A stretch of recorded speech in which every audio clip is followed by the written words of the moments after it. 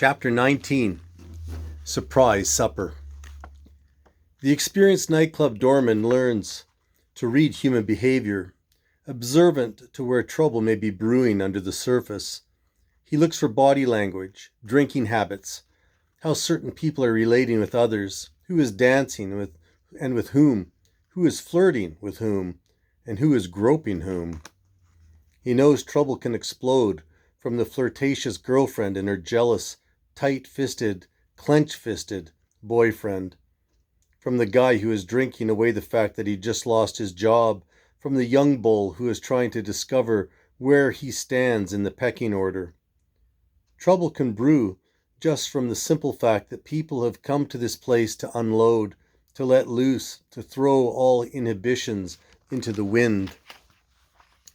The watchful doorman knows that as the evening draws to a close, the zoo animals are more likely to riot. They have been pouring the instant jerk juice down their throats all night long, packed tightly into an overcrowded room, listening to loud, adrenaline-inducing music. Added to that, bumping into each other, yelling at each other, staring and glaring at each other, and voila, the perfect formula for outbreaks of aggression and violence. If the doorman is watchful, he can drastically cut down on much of the trouble that could happen in the room, but there are no guarantees. Due to the irrational behavior that hides within human nature, people don't always do what is rational, what is expected of them. Instead, they are often like a set trap that could snap shut at the slightest touch. Acts of violence and aggression can instantly erupt without any warning signs at all. Acts that have been caged up in a dark heart, pacing to get out, waiting for the exact moment when the door opens but a crack. These are spontaneous attacks that leave other people bewildered, wondering where that aggression or outburst came from and why. Like the person who seems to be level-headed, controlled in their drinking habits, and exhibiting no outward sign of aggression, who suddenly flies off the handle, punching and throwing people around without restraint.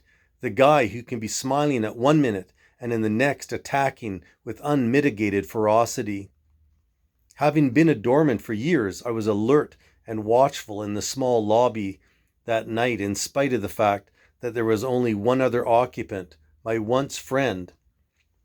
I wanted to be ready for any surprise attacks, but I hadn't prepared myself for what my friend had in store. My intuitive instincts caught movement almost before it ever happened. That slight twitch of a hand, the flicker of the eyes, and it bursts into a series of imagined events. My friend's face suddenly changed, and I prepared myself for the open-handed blow that was coming, striking my head with stunning force.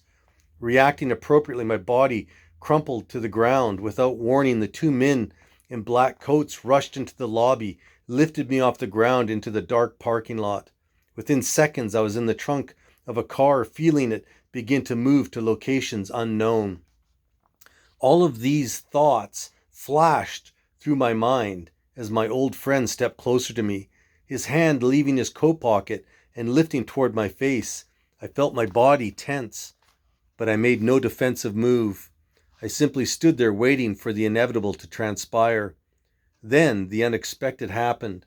A switch flicked somewhere in my old friend's head, but it flicked in the opposite direction to what I had been anticipating. His hand reached up and rested itself upon my stress-tense shoulder, rested, not in an act of aggression, but of friendship, as if our old relationship had been miraculously resurrected from the dead. His serious, business-only face burst into a smile that seemed both contagious and genuine. For all outward appearances, it appeared that the business portion of the meeting had just ended. "So, I hear you won a bodybuilding contest, second in Alberta." My old friend wore a friendly grin, acting like the earlier events of the day had never happened. A large part of our past friendship revolved around lifting weights. It was a passion we shared, so it was towards this subject that we steered our conversation. We talked for the next couple minutes about my training and my contest diet. All the while we detoured away from the fact that our present meeting had stemmed from that fateful meeting that I had with my associate at my bodybuilding contest. We laughed about some of our old times. It seemed like our friendship had been truly renewed. And then he asked me, in friendly tones, still in his voice, "Do you want me to show you the axe that I was going to cut your hand off with?" The smile died in my heart, even though I kept it frozen on my face. When I looked quickly into his face, though I knew that he was asking this question still within the realm of friendship, as weird as that may seem. Nonetheless, I didn't want to provoke him in the slightest. I didn't want to do anything that would trigger an outbreak of aggression, just as the swimmer is strongly discouraged from going swimming in shark-infested waters, especially if he is bleeding. So too, I was not going to do anything to inflame this bloodthirsty shark. "No, it's all right, I believe you," I answered him, with a hint of humor in my voice, as if I were speaking to my friend and not my persecutor and tormentor. He then moved, not toward the door that led to the parking lot, but to the doors that would bring us back into the restaurant. "So do you have your appetite back now? Are you hungry for some supper?" he asked laughingly, motioning me toward the corridor and the restaurant on its far end. As soon as his words hit me, so did the realization that I hadn't eaten since breakfast. Now that I no longer faced imminent danger or death, the prospect of food seemed more than appealing. "Supper sounds great," I responded, laughing lightly. Reaching our meeting table, my friend went to my associate and dismissed him with a few words. Then he joined me where I was sitting. My associate stood and began to leave the restaurant.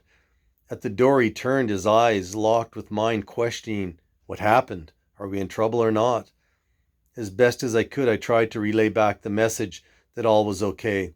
I smiled and waved and told him I would call him in a few days. He did not return my smile. He simply nodded his head and disappeared from the room.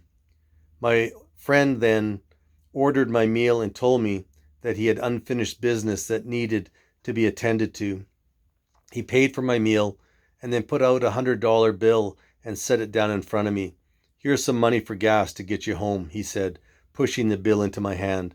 "I don't need this much money for gas," I replied, and started to push the money back toward him. "Don't ever refuse a gift when it's offered to you," he responded, the smile no longer on his face, and his hand firmly pressed on top of mine, halting its forward progress. I looked straight into his face and quickly thanked him for the gracious gift. Then, without a word of goodbye, he and his friend left the restaurant.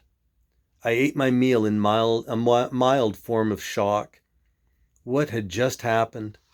Instead of getting punished, I had been rewarded. Instead of getting killed, I had my dinner paid for and an extra $100 to boot. My mind began to play the what-if game. What if I hadn't come tonight? What if I had tried to run and hide? How different would have things turned out? As I chewed on my food, I also chewed on these unanswered questions, not knowing that in the near future they would be clearly answered. Eventually I would hear about Stryker stealing from my old friend and the punishment he received, but now I was ignorant of these things. Sitting at the table alone, smiling as I ate my food, I could hardly believe it. I was alive, breathing and eating with my right hand. Disaster had been detoured away from my path.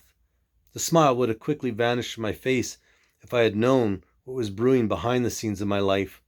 I had wronged someone else, much more dangerous than my old friend, and would soon have to answer for the debts I owed him.